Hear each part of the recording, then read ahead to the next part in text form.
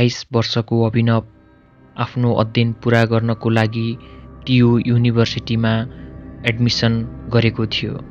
सुरुवाती दिनहरूमा आफ्नो साथी रमेशकोमा बसेको थियो।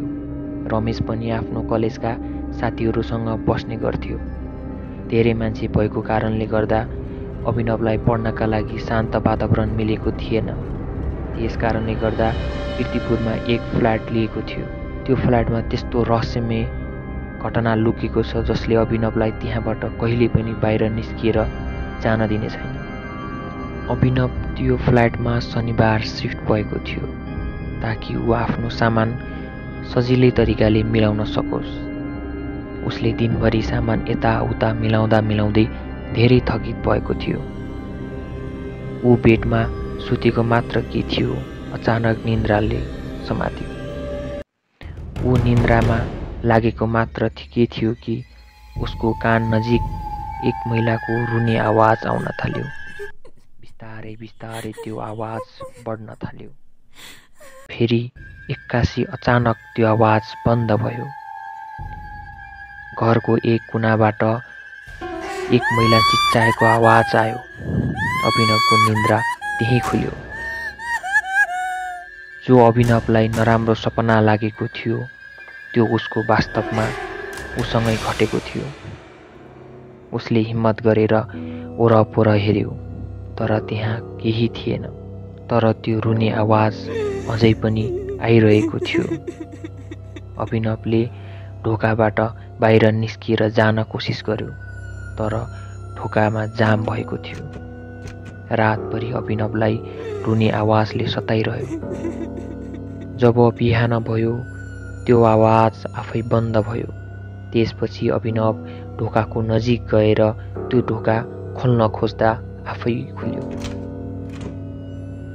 अभिनवले पुरै घरको छानबिन गर्यो तर कुनै पनि कोठामा त्यस्तो नराम्रो केही भेटाएन। सबै घर एकदम ठिकठाक थियो। रातिमा अभिनवको निन्द्रा पुरा भएको थिएन, त्यसैले बाहिरको सोफामा अभिनव सुत्यो। केही घन्टा सुतेपछि उसले आफ्नो साथीहरूलाई फोन लगायो। सबै साथीहरूलाई हिजोको घटना भन्यो तर सबै साथीहरूले उसलाई एउटै मात्र सल्लाह दिए। उसको हिजोको दिनभरिको कामको थकानको कारणले पनि यस्तो भएको हुन सक्छ भनेर सम्झाए। अभिनवले आफ्नो साथी रमेशलाई पनि बोलाउन खोज्यो तर उसको इक्जाम आएको कारणले त्यस दिन पनि आउन सकेन। अभिनवलाई सबैसँग कुरा गरेर यही लाग्यो कि यो सबै घटना उसको काल्पनिक पनि हुन सक्छ। तर पनि दिनभरि पढेर आज उसले डिसाइड गर्यो कि ऊ आज बेडरुममा नभएर लिभिङ रुमको सोफामा सुत्ने निर्णय गर्यो। सोफामा पल्टेको मात्र के थियो उसलाई निन्द्रा लाग्यो। धेरै घन्टा बितिसकेको थियो तर केही भएको थिएन। तर अचानक एक्कासी रोँदै गरेको आवाज सुनिन थाल्यो। उसलाई कसैले पछाडिबाट तानेको जस्तो महसुस भयो। जब अभिनवको आँखा खुल्यो त्यहाँ हेर्दा कोही पनि थिएन। उसलाई लाग्यो कि यो उसको सपना पनि हुन सक्छ। उसले सबै कुराहरूलाई इग्नोर गरेर फेरि सुत्यो। सुतेको केही छिनमा फेरि त्यो आवाज सुनिन थाल्यो।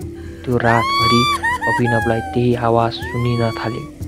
भोलिपल्ट आफ्नो फ्ल्याटका वरपरका मान्छेहरूसँग उसले सोधपुछ गर्यो तर सोधपुछ गर्दा त्यहाँ कुनै पनि त्यस्तो घटनाहरू घटेको छैन। उसले टेन्सन भएर आफ्नो ओनरलाई फोन कल लगाउँदा फोन पनि बन्द थियो। अभिनवले सबैको सल्लाहबाट डाक्टरसँग कन्सल्ट गर्ने विचार गर्यो। डाक्टरले सबै टेस्ट गर्दा सबै नर्मल थियो। डाक्टरले अभिनवलाई सम्झाउनु भयो कि उसको थकाइ र स्ट्रेसले गर्दा पनि यस्तो भएको हुन सक्छ भन्नुभयो। एक दिन अभिनव निदाएको मात्र के थियो उसको सपनामा एक महिला कुनामा बसेर रोइरहेकी थिए।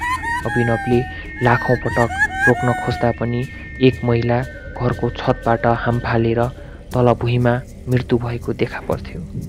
त्यस कारणले अभिनवको दिन प्रतिदिन स्वास्थ्यमा नकारात्मक असर परेको थियो।